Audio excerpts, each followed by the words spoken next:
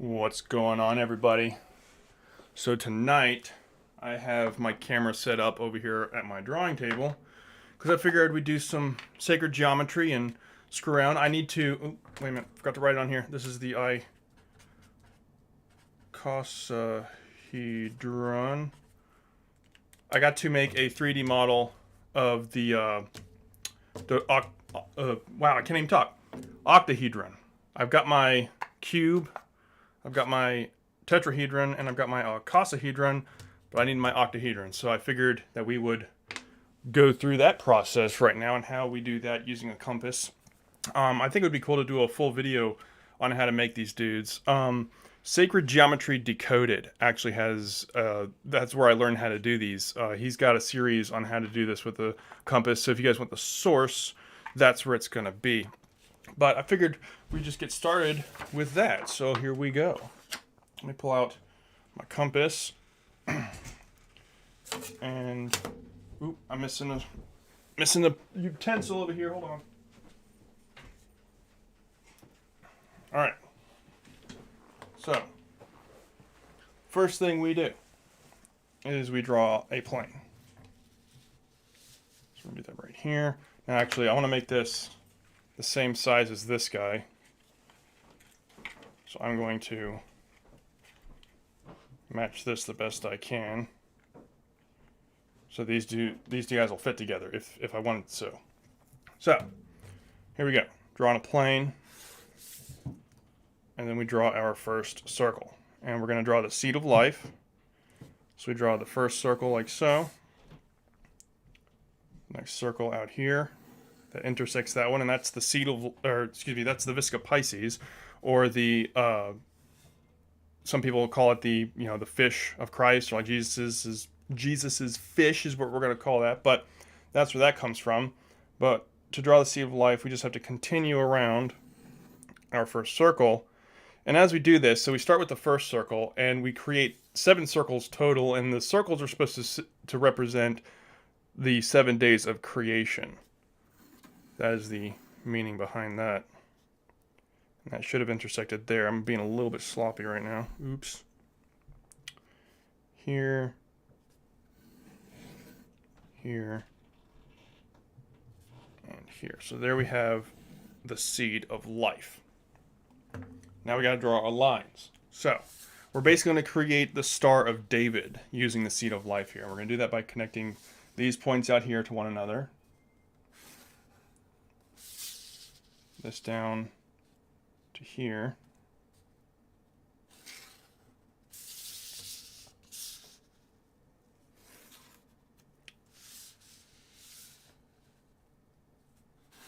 And from the Star of David, we get the correct triangles to make a 3D model of the octahedron.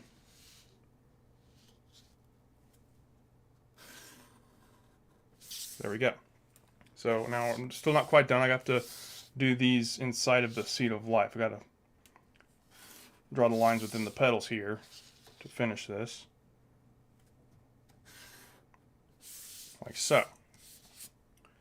And that is the basic outline for that. Let me pull out my cutting board now so I don't mess up my backer. Put this dude under here. Now, the triangles that we want to cut out, we're basically going to use all of them except this one, and this one. All of the other ones we're going to use, so we're going to cut them out. And I'm also going to cut out the flaps here so we can fold it all together.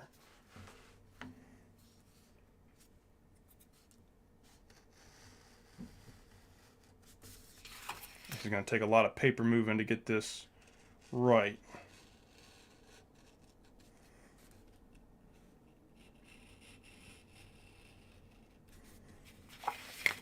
I have actually recently posted a TikTok video on how to make a paper model of the Great Pyramid. I'm pretty sure I use this one right here. This is one I made. And that video is at 6 million views now on my TikTok, which was kind of crazy.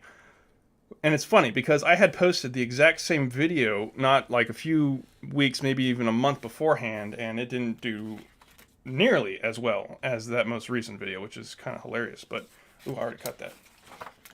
But it's just crazy. Like all of a sudden I wake up and there's like 6 million views on a video and it's like, whoa, that's crazy.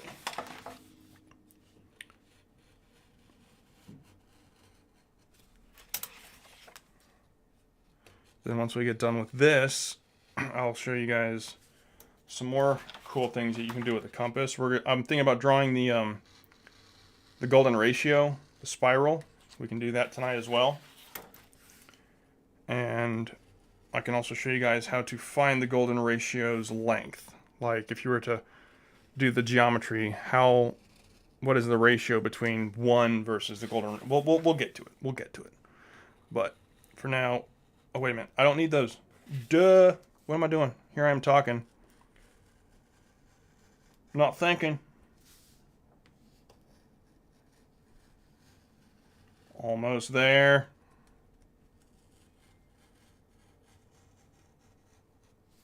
And that is what we need right there.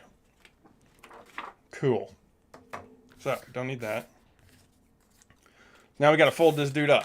So let me get this out of my way. Also move this so you don't see that ugly background. This is the board I would actually use. You know, like those like caricature people, like you go to like Busch Gardens or like a fair or something, you see people drawing their face. I used to do that, and this was the board I used, and you can see how not clean I was with my markings sometimes. I was just going, the whole point is just make it accurate as you can and pump it out as fast as possible. That's the rule. That's how you do it. Alright, so I'm going to fold all these little tab dudes in, and this is going to be what I use to glue all this together with. By the way, buying a metal square, I don't know why I didn't do it any sooner. Like, I used to get like the cheap plastic ones, and like I bought this one from Michael's, and wow, is it just a game changer. It's like, why wasn't this the default? Why isn't this the default? It is so nice, like doing this kind of stuff, and just in general, like having that nice metal, just so awesome. But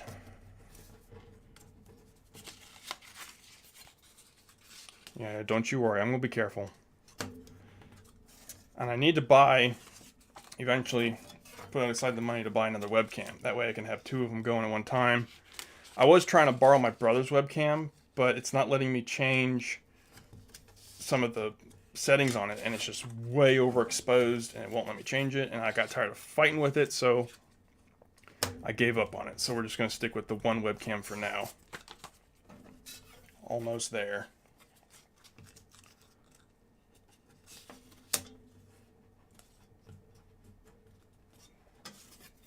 Almost there. But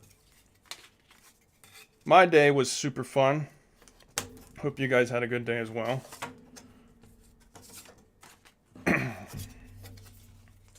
It's getting super freaking cold, and I'm not a fan of the cold, so I'm a little bit bitter about it. But it is what it is. Yeah, I'm also in Virginia, by the way, and like the whole like scenario with the highway being blocked for, I couldn't imagine being on the highway for more than 10 hours not moving. But so now what I'm going to do is just basically fold all of the triangles inward as well.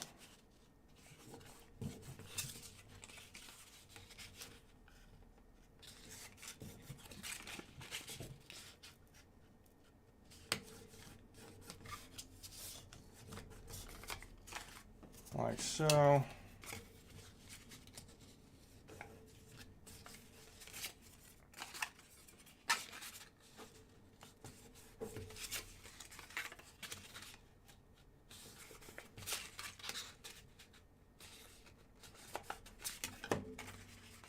So now all this should start to go together real quick.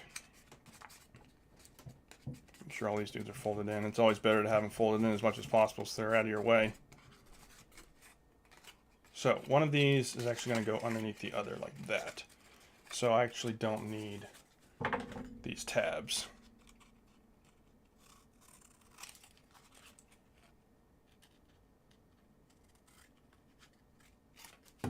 Okay. This is the glue I got. People were giving me crap for it on my TikTok, but hey, that's the glue I have. So they're gonna have to get over it. Oop, gotta get rid of this one too.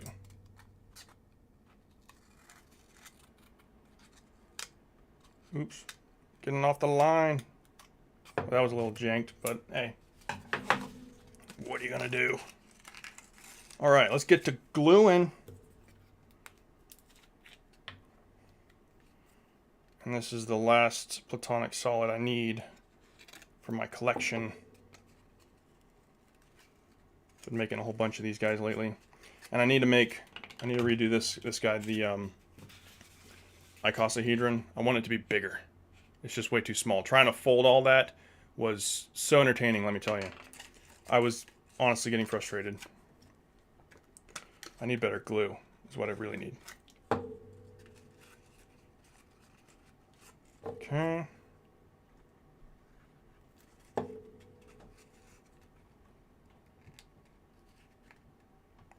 That was a lot.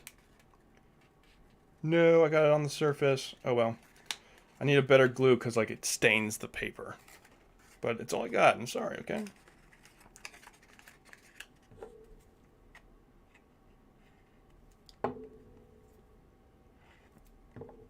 Sometimes it doesn't put out any. Sometimes it puts out way too much. And my fingers are sticking to it. Almost there.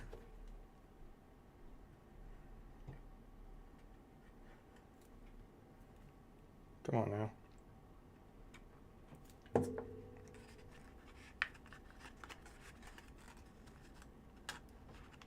No, it went too far. And it's stuck. No, separate.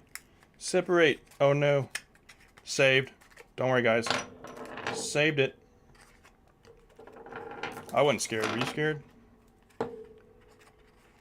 No, it can be pretty tragic when you accidentally put it in the wrong spot and glue it together. Ask me how I know.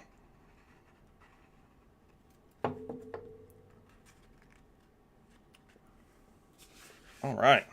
So, there it is. The icosahedron. So let me pull out my chart over here again.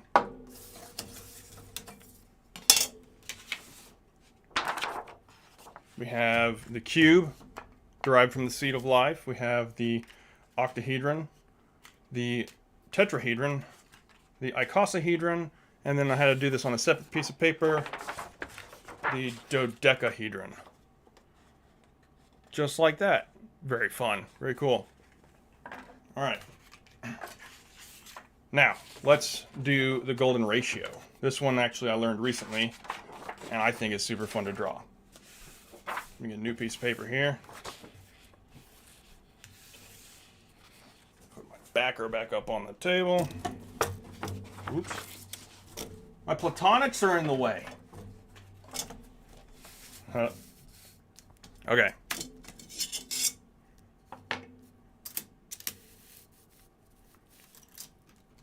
Put this dude in there like that. Here we go. So, first thing I'm going to do is draw a vertical line. I'll use the same setting as I did last time. Draw my initial circle.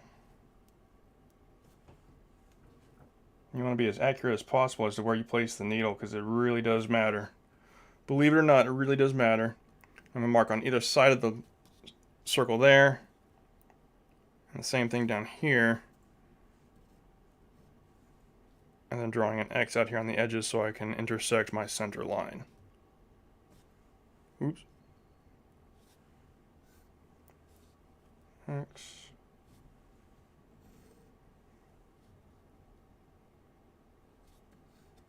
Like so. Now, draw that. And then I need to draw two circles out here. Like so. Ooh, I already drew that circle. Duh. Very nice. Now, using the same radius, we're going to mark on either end of this circle. Like so. both of these circles need marked because this is going to be our first square. Where actually this is going to intersect this circle.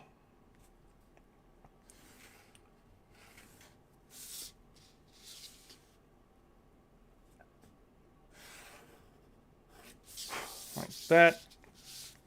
Then we're going to draw our square from there.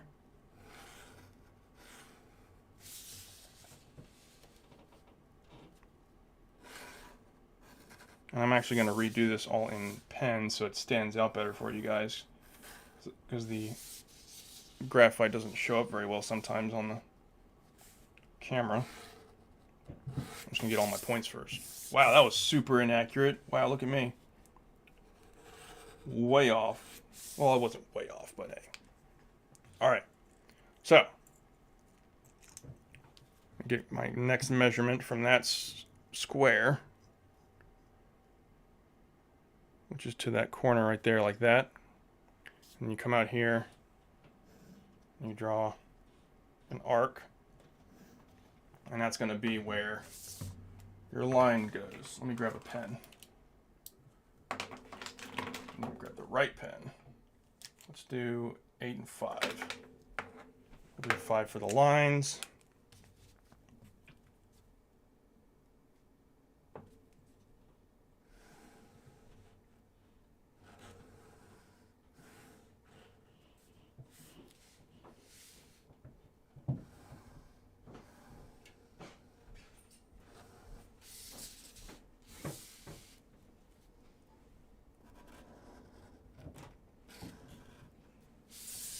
Extended that line a little bit too far, but hey, what are you gonna do? It's live. All right, so here we now have the rectangle that we will get the spiral from. So we're gonna go from one corner to the other as I mark up my square here. Oh no, yuck. And then from this edge to this edge.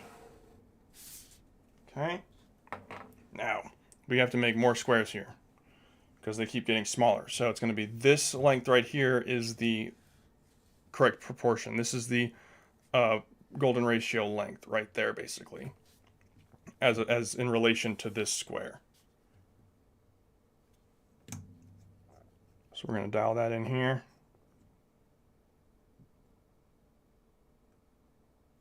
And then mark it out here on the edge. Like that. And then we're going to draw a line connecting that point to the first measurement. Like that. And then we just created it again right here. So this is now, in relation to this square, the next correct size square. I hope that makes sense.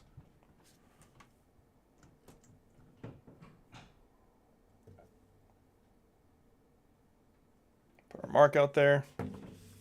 And I understand that my hands might be getting in the way from you guys seeing sometimes, and I apologize, but it is what it is. There's nothing I can really do about that sometimes.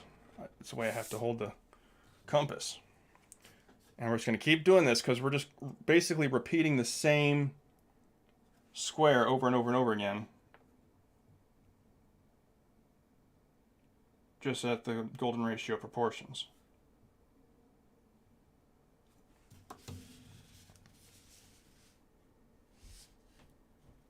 And I can only get so small until my mark is, so thick that it doesn't register anymore. It's just a big black blob.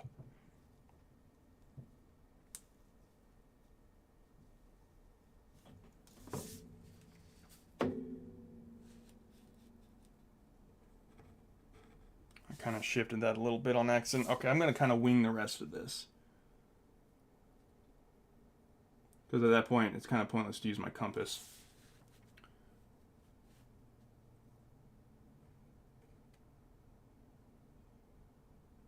All right, we're going to call that there. Now we need to put the spiral in there. So I'm going to change out this pencil for my marker, or ink pen. Put this dude in there.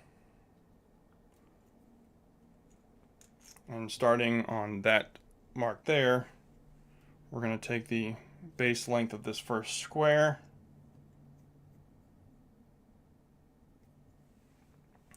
like so. Make sure it lines up down here, and draw our first curve. Just like that. So then we're going to put it here,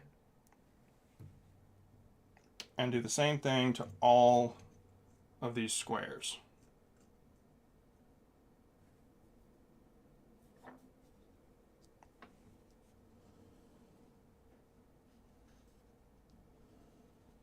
And the more accurate you are, the more everything's going to line up, because I'm getting a little bit off down here, and it is what it is. But the golden ratio 1.618, and I'll show you guys how to derive that number real here soon, is found throughout all of nature. Like literally the entirety of nature is based off of the golden ratio when it comes to like seashells and sunflowers and spirals from hurricanes and galaxies, and that spiral is literally everywhere, and it kind of makes you go, that just seems a little too perfect. Is that really just by accident? I don't know. Maybe it is. This is where it gets hard. Ugh. Yeah, see, my mark is getting off. No. Oh well. But, boom. The golden ratio. Let me try to do this last little square. We'll see how hard this one is.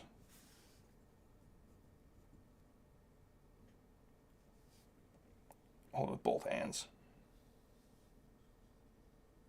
Boom. There we go. The golden ratio. Now, how do we find the golden ratio's length? Let me move my paper a little bit here. So our first step is to draw a line, and we're going to create the Visca Pisces. And actually, to make sure I get this right, get my notes over here.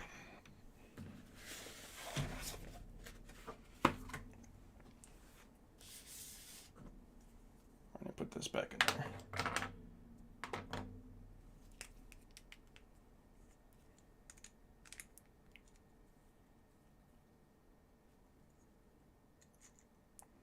You know, I need to actually do this with pencil. And then I'll do everything else in ink.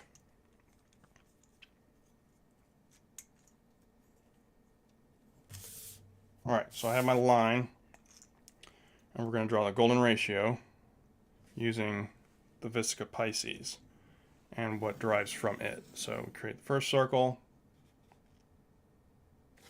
we create the second circle, which then allows us to bisect this line with a perfect 90-degree angles each way, right? So this is 90 degrees, this is 90 degrees, this is 90 degrees, and so forth, right? Move my paper up a little bit more for you guys. Hold on. So, at the center of that, I'm going to draw another circle the same size as the others. And so, real quick, if this length is 1, like our measurement system, right? This right here is 1. The length from the edge of this circle to the center here, that's 1. That means that this here, wait a minute, yeah. This length right here, so if this is 1, that means this is 2 according to Pythagoras theorem. I don't know why I fumbled with that word, but a squared plus b squared equals c squared is basically what this is. So if that's 1, then this is 2, right? See that there? So the radius of the circle is 1, the diameter is 2. That means that right there is 2. And using Pythagorean theorem, that means that this line here is the square root of 3, is what that line is right there. Now, that's with this little line here, but we drew this center circle, right? So that intersects down here on our vertical line. And from this to here, again, if this is still 1, that makes this length right here 2. That makes this 2, right? See here? I didn't change my compass at all. So that is now 2, making this line here the square root of 5. So square root of 5 is this line right here. Now, why this is important, this length right here is so important, is because we derive the golden ratio by the square root of 5 plus 1 over 2. So, to show you how we're going to visualize this now, I'm going to take the square root of 5 and program that to my compass. So starting here on this edge, dial that in, and then bring that out like so it marks out here. See how I did that? So I just brought that out here. So we have 1, and we need to bisect, divide this line in half now. So I'm going to take my original circle radius, and mark this out here like so, and then that one's already, this one gets marked out here. Am I doing this right? Hold on. Yeah. So, this right here. So if this is 1, and this is the square root of 5, this total length right here. So we have 1 plus the square root of 5, divide that by 2, which we did here, and this distance right here, let's imagine that rectangle, is 1.618 and so forth. And that is how you find the golden ratio using the Visca Pisces.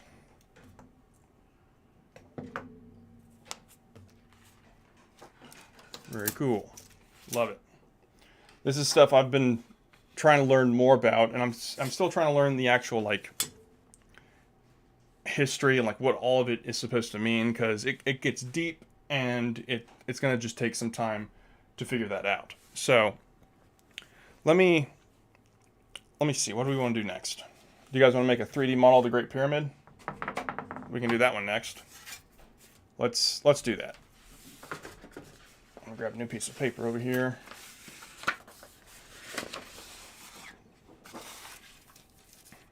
And we're gonna create it very similar to how we just discovered the golden ratio.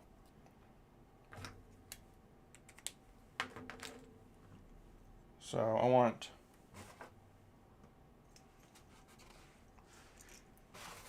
this one to be the same size as this guy, so let me program that real quick. Cool. So, first thing we do is we're going to create a Visca Pisces. Well, that's way too big. Wait a minute. No, I can't put that there. I'm sorry. I've taken you down the wrong path. I gotta make this lower. So we're gonna put you down here, like that. And I totally moved my compass like a dummy.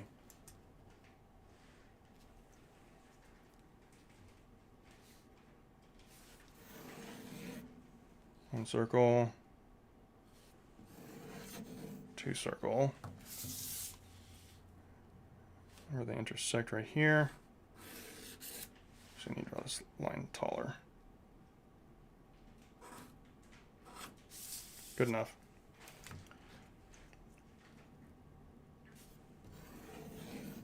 Okay, so again, we did the same thing we did before. Let me move this up a little bit for you guys. So I'm going to program my compass now again to the square root of 5, which is that distance right there.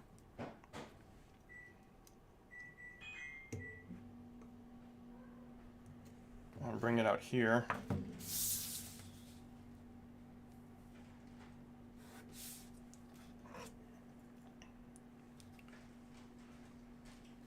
And then I need to take the square root of 5 plus 1, and that gives us the height. No, wait a minute, I'm sorry. I'm wrong. I need to take this distance.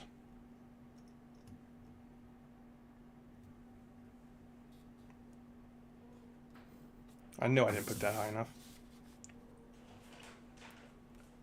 And I might have not given myself enough room to do this.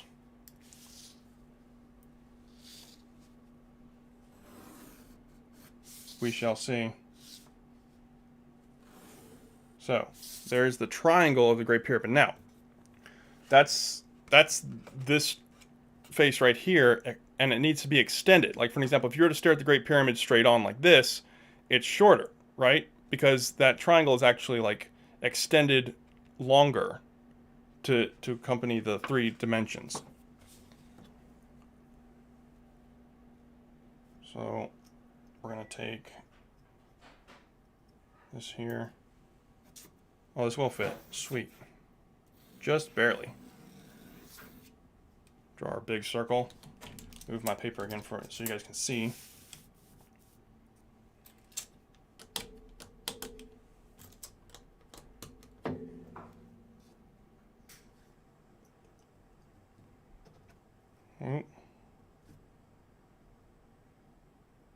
Take the length of the base, and we're now going to make markings out here around the circle to give us the correct proportions of the 7:11 ratio between the height and the length of the base of the Great Pyramid.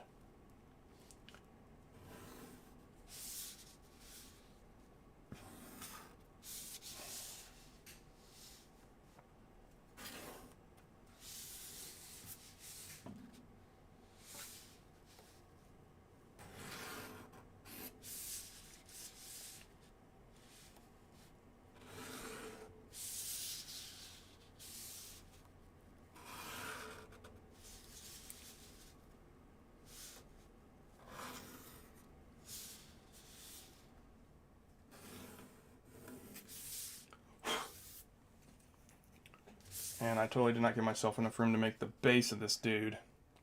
I knew it. I knew I made it too big. Oh well. We'll make it as best as we can. I'm just going to skip ahead a little bit. Just draw this out like this.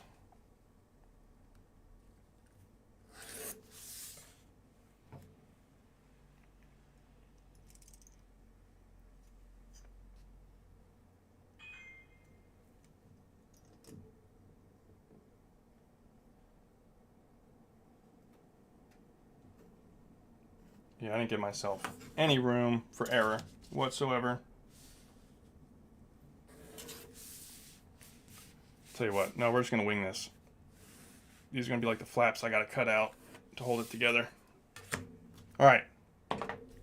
Now let's get cutting. So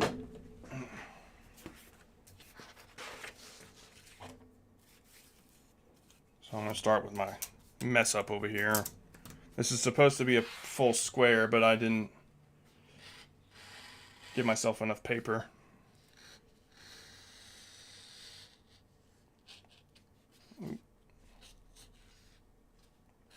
We'll make it work.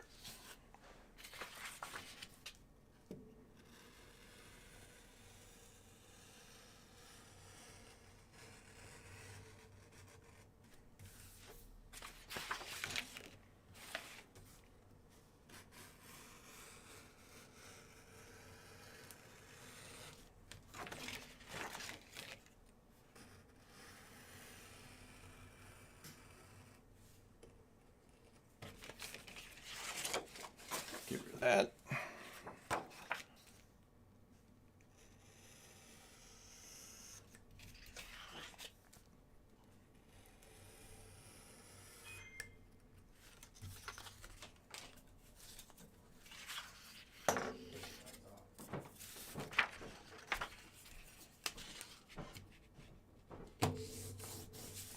Fold all the flaps again, like I did earlier.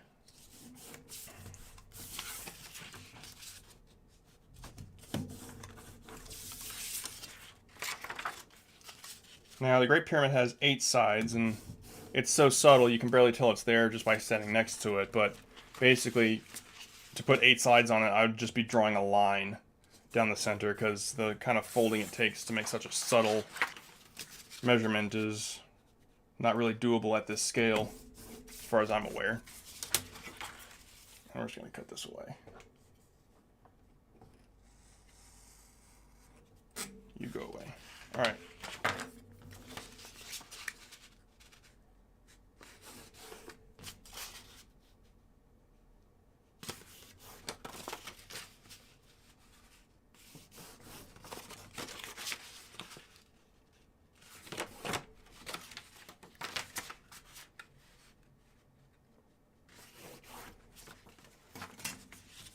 Okay.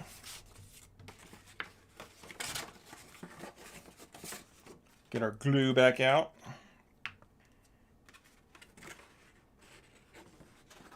And I'm gonna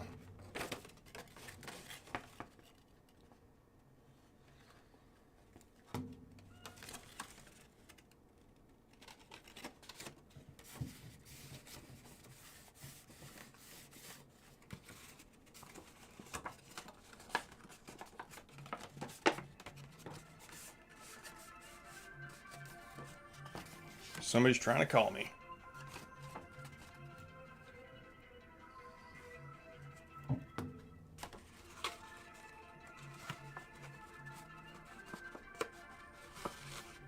And my base is all not full and stuff and sad. Look at that, it's just gaping open. A gaping wound in the bottom of my pyramid.